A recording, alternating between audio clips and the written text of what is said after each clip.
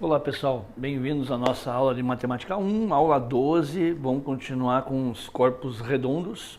Já começou, já dei uma aulinha para vocês de prismas, começou alguma coisa com cilindros e tal, eu vou continuar com os corpos redondos. O que são corpos redondos?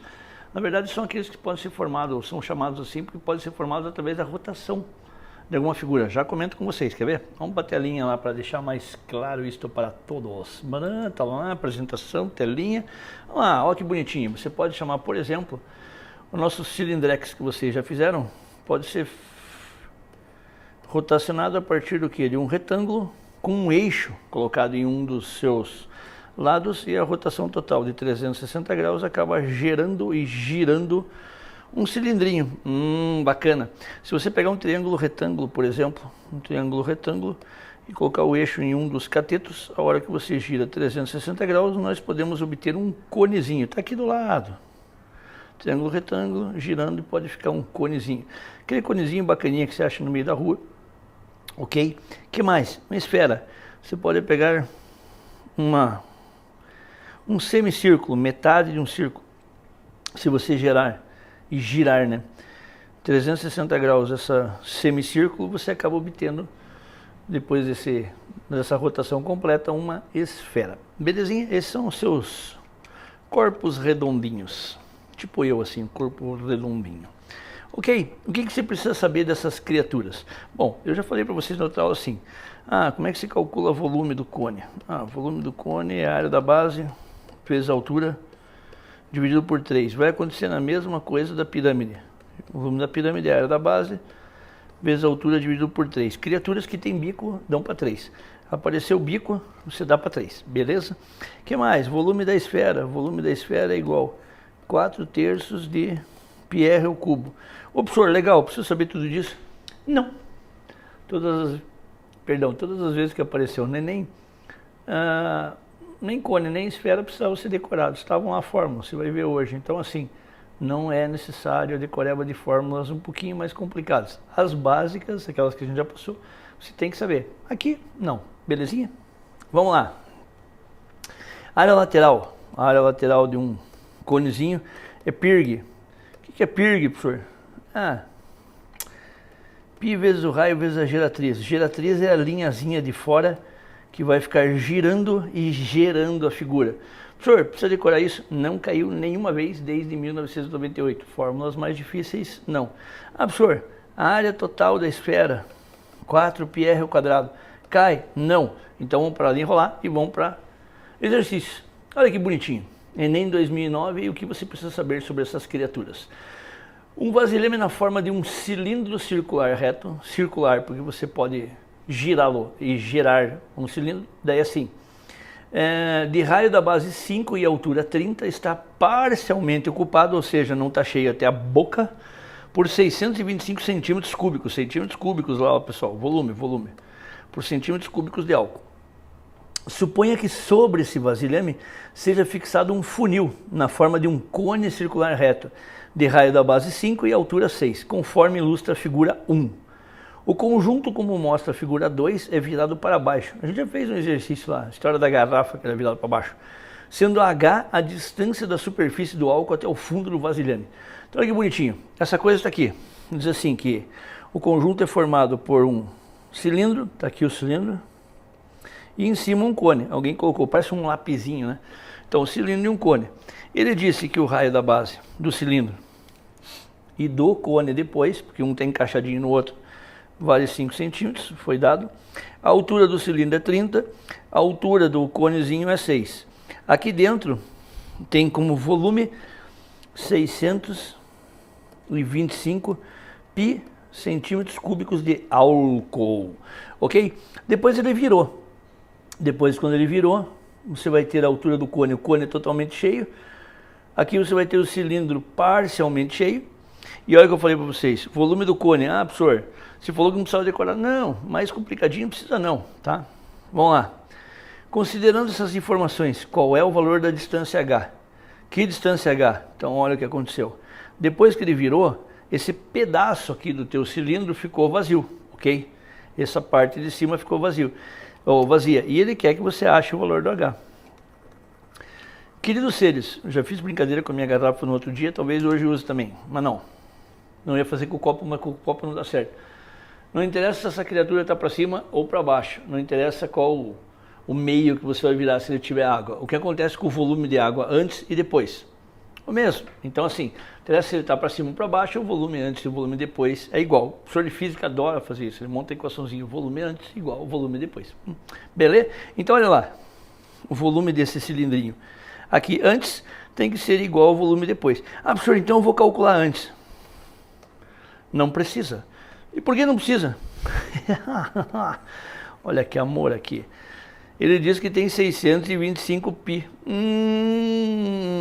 Então assim, eu já sei que tem 625 pi centímetros cúbicos. Então beleza, aqui tem 625 pi centímetros cúbicos. Beleza. E no outro? No outro vamos dar uma olhada lá. Então assim, a hora que você virou, você tem o que aqui? Vamos brincar lá. Você tem um cone. Como é que você calcula o volume do cone? Vamos dar uma olhada lá. O volume do cone foi dado no exercício. É a área da base vezes a altura dividido por 3. O que acontece com o volume do cone? O raio da base era esse daqui, que é igual a esse, que é 5. 5 ao quadrado. Qual é a altura do cone? A altura do cone foi dada, é 6. 6 dividido por 3 dá 2. 5 ao quadrado dá 25. Só o volume do cone é o quê? 50 pi. Então olha que bonitinho. Vamos por partes, como diria Jack, o stripper. Não, isso é outra coisa. Então assim, calculei o volume do cone. Então de novo, como é que se calcula? Área da base, πr ao quadrado vezes a altura dividido por 3. A altura 6 dividido por 3 dá 2, 5 ao quadrado 25, 50 pi. O volume desse cone é 50 pi. O volume de tudo isso é 625 pi.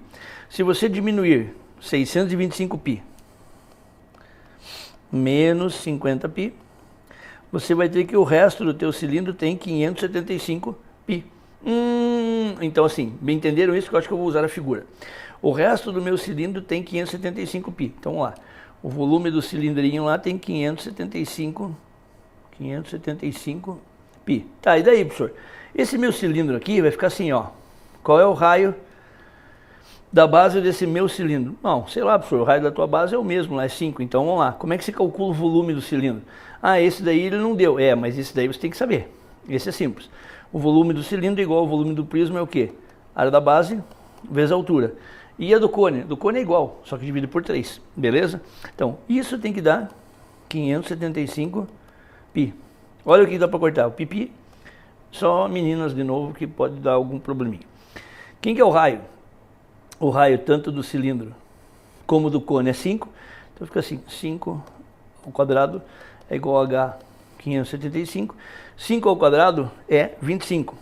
Então assim, H é 575 dividido por 25. Se você fizer 575 dividido por 25, 500 dividido por 25 daria 20, mais 3, 23. A altura é 23. Cuidado. O Enem foi muito bonzinho. De novo, não acontece sempre. Embora a gente já tenha falado que o Enem não cobra pegadinhas, olha o que pode ter acontecido aqui, ó. Eu calculei que a altura é 23. Só que cuidado com isso aqui, ó. Eu calculei a altura desse cilindro é 23. Vamos pagar todo esse monte de baboseira aqui e deixar você feliz.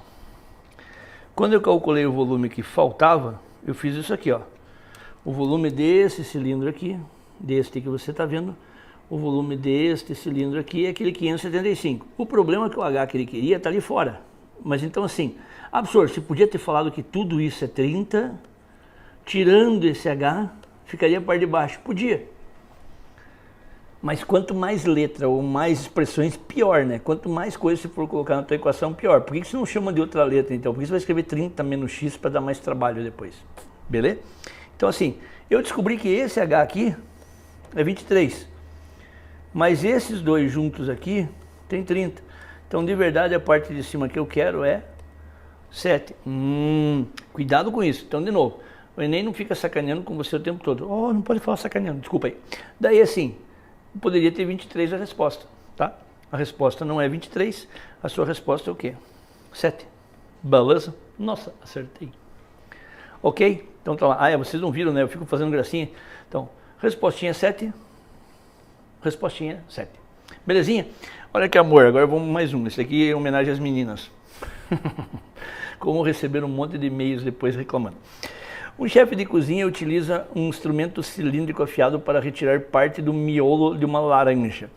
Em seguida, ele fatia toda a laranja em secções perpendiculares ao corte, feito pelo cilindro.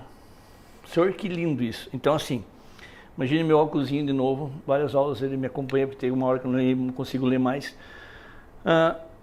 O eixo no meio da embalagem está aqui. Se eu quiser fazer cortes perpendiculares ao eixo, eles vão ser assim, paralelinhos um ao outro, só que fazendo 90 graus ao eixo. Então, perpendiculares ao eixo, fazendo 90 graus com o eixo. Beleza?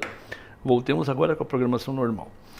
Em seguida, ele fatia toda a laranja em secções perpendiculares ao corte feito pelo cilindro. Considere que o raio do cilindro e da laranja sejam iguais a 1 e a 3. O raio da laranja, o raio do cilindro, parece que a laranja é uma esfera, embora não seja, mas acredite que é. Tenha fé, irmão. Tá? Vamos lá. Então olha que bonitinho. Criatura, coloca esse troço aqui. Quem é mais velhinho vai lembrar que tinha uma porcaria que eles vendiam na rua. Você pegava uma laranja, rosqueava essa porcaria, depois você apertava a laranja e saia suco ali dentro. Entendeu? Assim, você colocava um cilindrinho ali no meio, ele parecia uma torneirinha, e depois ficava esmagando a laranja para ter suco direto. Era um lixo aquele troço. Mas é o que ele fez aqui, ó. Pegou a laranja, colocou esse cilindro. Esse cilindro na laranja fez um furico. Não podia escrever furico não, mas fica furo. Daí assim, cada vez que você fez um corte perpendicular, como corte? Você fatiou assim, ó. O cilindro está de fianco, que nem fala o povo. O cilindro está de ladinho e você fez os cortes assim. Quando você fez os cortes assim, acabou saindo um naco de, um pedacinho de laranja.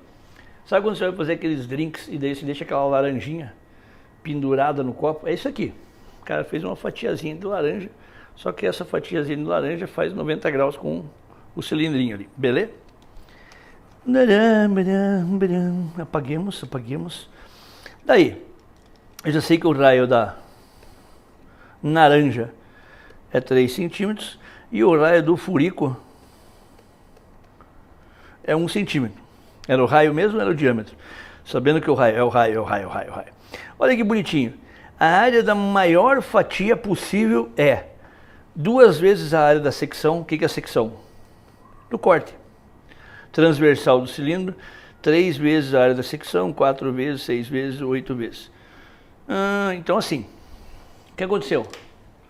Pegou e fatiou a laranja, várias fatias, aquela que você coloca no copinho, fez um furo perpendicular a essas fatias, parece que está comidinha, sabe quando você pega uma goiaba com um buraco de bicho? Então assim, tem um furinho em cada uma das fatias e ele quer que você fale, olha lá, da maior fatia possível. Senhor, mas eu vou saber lá qual é a maior fatia possível, mas é óbvio, né? Quer ver? Voltemos para cá. Quando você pega qualquer esfera, a maior fatia possível, pensando, perdão, no nosso planetinha, por exemplo, está aqui, no Equador. Tá? Quando você tem vários círculos paralelos a essa coisa, você chama esses círculos de círculos. Esse cara aqui, na esfera, você chama de círculo máximo. E quanto mais ele estiver indo para o polo, menor ele fica. Então o que acontece aqui, povo? Se você fosse pegar uma fatia e você fosse guloso, você queria uma fatia muito mais próxima do que? Do centro da laranjinha. Quanto mais próxima do centro, mais gordinha. Quando você vai fazer aquela tua salada de tomate, nos primeiros cortes você tem aquela coisinha desse tamanho, lá para o meio ela fica mais gordinha. Belezinha? Então assim, a maior fatia está lá para o meião. E daí ele quer saber o seguinte, olha lá, ele quer que você compare a área da maior fatia possível é quantas vezes da menor. Pera aí, só que assim, cuidado com uma coisa. Professor, é fácil, ó, a área da maior fatia está lá. O raio é 3 centímetros, a fatia é um círculo. Para calcular a área do círculo, embora seja uma esfera, mas a área do círculo é fácil, é πr ao quadrado, a área do círculo, π vezes 3 ao quadrado, a área do círculo, 9π. Belezinha. Dançou. Por que dançou? Lembre-se que alguém fez um buraco na sua laranja. Então olha que bonitinho, povo. A tua fatia não é mais aquela. Tem algumas aqui de explicação. A tua fatia é esse cara aqui, ó. É todo esse ser menos isso. Por que menos? Toda vez que você tem alguma coisa em geometria plana ou Geometria espacial que tem furos, você calcula o maior menos o menor. Geometria plana que é mais facinho. Então assim, como é que você calcula a área, no meu caso a área vermelhinha aqui? A área da fatia inteira é 9π. Como é que você calcula a área do buraco? O buraco também é um círculo. Como é que você calcula a área do círculo? πr ao quadrado. Qual é o valor do raio desse círculo? Ah, professor, é um círculo de raio 1. Beleza. Então isso aqui vale o quê? 1π. Então é o seguinte, se a tua fatia inteira é 9π, beleza, 9π. Se a área do buraco, então esse aqui é o furo, se a área do buraco é 1π, a sua área após o furo, olha que bonitinho, área após o furo, é o que? 9π menos π, que é o que? 8π. Ah, que fofo. Então assim, a área da tua fatia mais gordinha, a que está no meio, é 8π. Beleza? Vamos para a seção comparação. Então assim, já sei que a área da fatia depois do furo é 8π. A área da maior fatia possível é quantas vezes a secção transversal. O que é a secção transversal? O buraco, o furo. Quantas vezes ela é maior que o furo? Vamos ver. O furo, aqui, é π. A área da fatia depois do furo, 8π. Quantas vezes 8π é maior do que π? Não precisa fazer, né? Quando você tiver dúvida em cálculos assim, que não é o caso, saber quantas vezes maior é, basta dividir. Qual é a operação inversa da multiplicação? Divisão. Você quer saber quantas vezes maior, você divide para saber quantas vezes maior ela, beleza? 8π dividido por π, 8. Então assim, a sua maior fatia possível ficou 8 vezes o tamanho do furaco, beleza? Pegadinha, qual pegadinha? Aquilo que eu falei para vocês, olha que bonitinho. Vai lá, já acusada, e fala que é 3 vezes a área. Por que 3 vezes? Ah, porque o raio era 1, o outro é 3, aumentou 3 vezes. Não é 3. O raio era 1, o outro é 3, aumentou 9 vezes. Você viu ali, se você não tivesse tirado o buraco ali, era 9 vezes. Por quê? Porque a área tem 2 dimensões, acostume com isso. Essa é a maior pegada que tem em geometria e o pessoal sempre cai. Você não pode comparar. Então assim, o raio era 1, o outro é 3. Isso é comprimento linear. Uma dimensão com uma dimensão. Quando você vai falar área, 2 dimensões. Área 1 para a área que tem o raio 3, raio 1 tem área 1. Raio 3 tem área 3 ao quadrado, ok? Então assim, 9 vezes maior seria. Ficou 8 porque tira o buraquinho. Beleza? Tranquilinho, tranquilinho, tranquilinho, todos felizes, nós acertamos de novo. Viva! O que mais temos para frente? Troncos, troncos, troncos, troncos. Queridos seres, o que são troncos? Então assim, aqui um tronco de cone. Se fosse um tronco de pirâmide, seria uma coisa assim. Uma basezinha qualquer. Mararam, desenhadinha ali. Outra aqui. O que seria um tronco de cone no jeito facinho de ver? Isso, tinha que apagar a linha inteira. Essa caneta para apagar, ela apaga toda. Ela não apaga só um pedaço. Então assim, tronco de cone é isso aqui. Você pega e desenha um cone total. Está ali desenhado. E depois, você passa um plano paralelo à base. Esse plano aqui e esse plano são paralelos. A alfa e beta são paralelos. Daí, essa parte de cima você tira. Sabe o que dá a ideia legalzinha do que é um tronco de cone? Aquele tamborzinho que o elefantinho usa no circo. Olha que amor. Aquele tamborzinho é uma coisa assim. Daí você convida o elefantinho para ficar no circo. Em algumas cidades, o pessoal usa isso para polícia. A polícia sobe naqueles banquinhos que daí são um tronco de pirâmide. É um pedaço de uma pirâmide cortado por 2 planos paralelos e fica aquele trocinho, ele fica ali em cima fazendo levantamento numa rua que é mais movimentada. Beleza? Isso são troncos. Daí, professor, o que pode cair de tronco? Nada que você tenha que decorar fórmula. Aliás, nem os cursinhos mais colocam fórmula de tronco. Por quê? Porque você faz semelhança. Você faz um negócio assim, ó. Este raio pequenininho está para o raio grande, assim como essa altura pequenininha está para a altura grande, e você faz fórmulas com semelhança de triângulo. Quanto menos decoreba, melhor. E no Enem, mais ainda, entende? Então, assim, não existe cálculo de fórmula, de tronco, de volume de tronco, de área total de tronco, ou de coisa assim que você tem que decorar a fórmula. No máximo que pode acontecer é te dar uma fórmula louca para ver se você sabe usar a fórmula. Desculpa o gaguejo. Então, assim, ele pode colocar a fórmula do volume, que nem eu lembro mais, porque eu faço por semelhança, e pedir para você usar. Mas é o máximo, não precisa decorar. Bala, vamos para frente. Ah, professor, mas tem um exercício de tronco aí. Tem, e você vai ver como é que faz. Quer ver, ó? Vamos lá. Uma empresa precisa comprar uma tampa para o seu reservatório que tem a forma de um tronco de cone circular reto. Daí, conforme mostrado na figura. Belezinha? Considere que a base do reservatório tenha raio 2 raiz de 3 e que sua lateral faça um ângulo de 60 graus com o solo. Ok. Se a altura do reservatório é de 12 metros, a tampa a ser comprada deverá cobrir uma área de... Então, olha lá, a tampa e área. Bom, primeira coisa, vamos dar uma olhada lá. Olha que bonitinho. Tem aí o teu tronco de cone. O cone deveria continuar aqui para baixo. Alguém passou um plano paralelo à base aqui. Fez esse cortezinho. Após girar esse cortezinho, ficou esse troço aqui, que normalmente o do elefantinho é o contrário. Belezinha? Então vamos lá. O que mais eu sei? O raio seja 2 raiz de 3. O raio da sua base. Deveria estar melhor escrito porque os dois caras são bases, tá? Ele poderia ter colocado uma base maior, uma base menor, vamos lá. O raio da sua base, 2 raiz de 3. Aparentemente esse cara aqui. Vamos brincar, o que mais? E que a sua lateral faça um ângulo de 60 graus com o solo. Tá aqui, ó. Lateral, ângulo de 60 graus com o solo. Então o solo está aqui embaixo, a base está ali embaixo, tá? Mas as duas criaturas são bases. Raio daqui, 2 raiz de 3. O que mais tem aqui?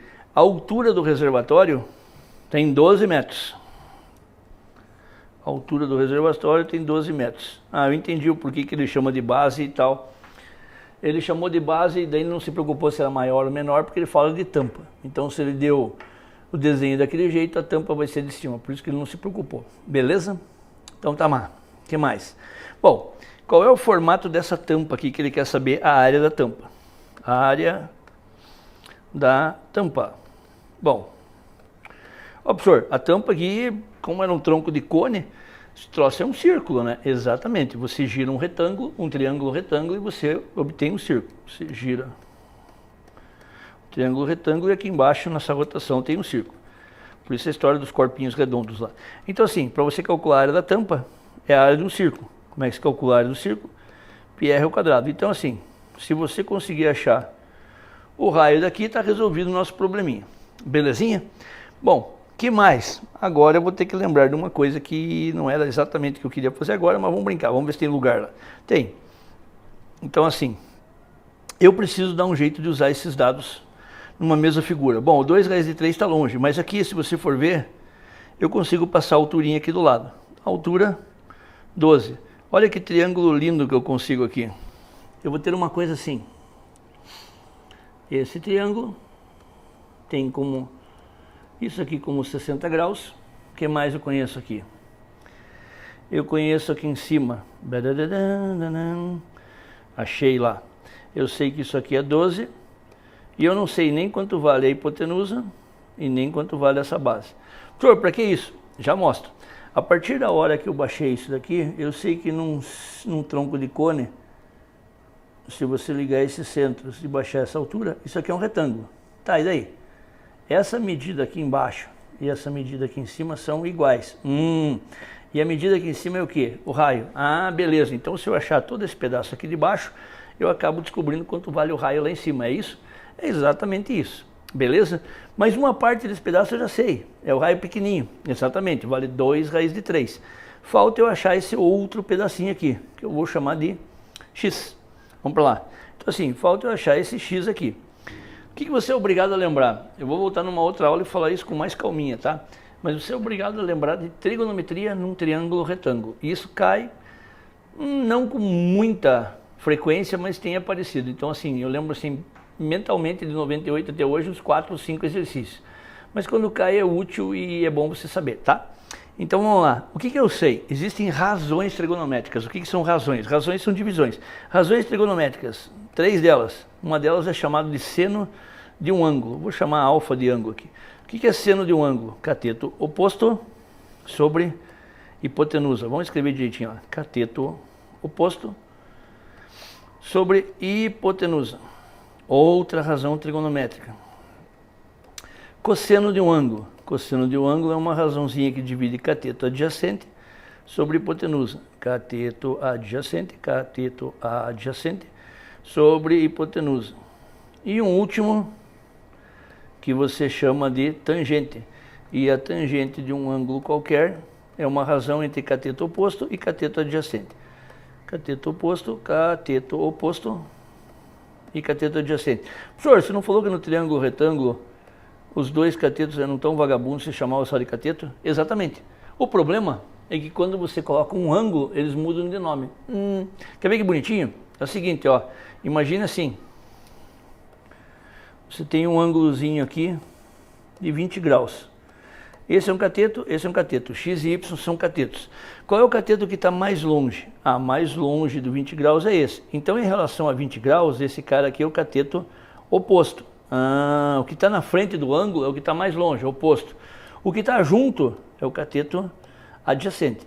Aliás, esse problema de interpretação é porque o nosso português fica cada vez mais pobre. Mas se você for dar uma olhada nos repórteres policiais de antigamente, ele falava assim, o meliante foi avistado nas adjacências. O que é nas adjacências? Perto.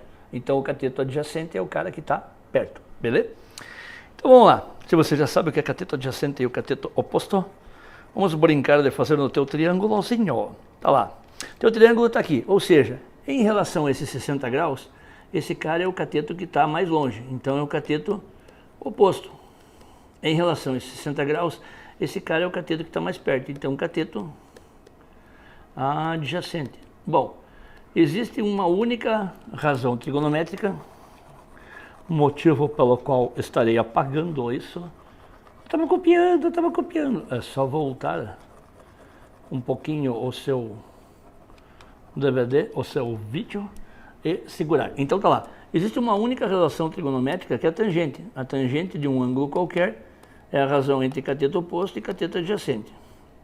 Isso aqui é uma razão e são 3 valores. Se você souber 2 deles, o terceiro você calcula. Então assim, tangente de qual ângulo? O ângulo que eu vou usar, 60 graus. É igual. Cateto oposto, quem é o cateto oposto? O cateto oposto eu já sei que são 12 unidades. Quem é o adjacente? Está aqui, cateto adjacente, x. Professor, mas espera aí, agora tem tangente de 60 graus, tem 12 e tem x. Você falou que eu tenho que saber 2 deles para achar um. Como eu quero achar o x, eu preciso saber quanto vale tangente de 60 graus. Tem musiquinha da Xuxa, musiquinha do Natal, eu me recuso a cantar esses troços, principalmente que a voz é horrorosa. Mas assim, o pessoal já deve ter aprendido na escola assim, todo mundo sobre 2, todo mundo com raiz. Então assim, tinha uma tabelinha fofa que você é obrigado a saber, devia vir na catequese isso aqui, que é assim, seno, cosseno e tangente de 30, 45 e 60 graus vale meio. Então assim, vamos fazer direitinho do jeito que se decora isso. 1, 2 e 3, todos eles sobre 2, todos eles com raiz. O primeiro não tem raiz, na música fala que é sem raiz no 1. Mas quanto vale a raiz de 1? 1. O segundo é só inverter a coluna, a linha de cima e trocar todos os resultados, 3, 2 e 1. E a tangente, é só dividir um pelo outro. Uma fórmula que você tem que saber é que tangente é seno sobre cosseno. Seno dividido pelo cosseno. Então assim, se você dividir 2 iguais, dá 1. Se você dividir esse aqui, dá raiz de 3. O problema é o 30 graus. Quando você divide meio por raiz de 3 sobre 2, acaba ficando uma raiz embaixo. Se você racionalizar, você vai chegar nesses valores. Então assim, a tangente no caso de 60 graus, que é o que me interessa, vale raiz de 3. Beleza? Vai colando que eu vou apagar. Não, depois eu volto. Então, tangente de 60 graus, raiz de 3. Uma outra hora eu ensino a fazer a tabelinha devagar. De repente ela vem impressa. Então, assim, eu já sei que tangente de 60 graus vale raiz de 3. Beleza? 12x. Passa o x para lá. X é igual a 12. Passo raiz de 3 para cá. Problema, eu tenho que racionalizar. Multiplicar em cima e embaixo pela raiz. Quando se multiplicar, vai ficar assim. 12 raiz de 3 sobre 3, porque raiz de 3 vezes raiz de 3 embaixo dá raiz de 9, e raiz de 9 é 3.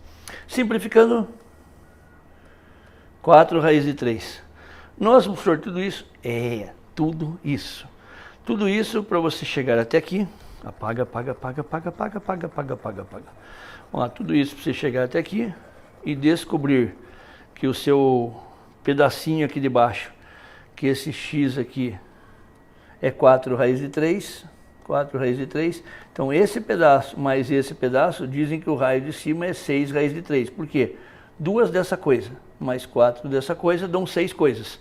Horas depois, então a área do círculo é π vezes 6 raiz de 3 ao quadrado. Como é que você eleva isso? Eleva o de fora, 36. Eleva o de dentro, corta a raiz.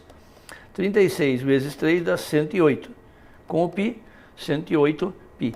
Essa é a área da tampinha. Espero que ele não tenha usado nada com... Não usou. 108 π metros quadrados. Tadã! Acertei. Então assim,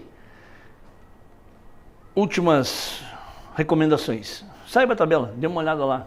Assim, professor, como é que é o nome disso aí? Tabela funções trigonométricas de arcos ou razões trigonométricas de arcos notáveis. Notáveis porque você tem que saber, beleza?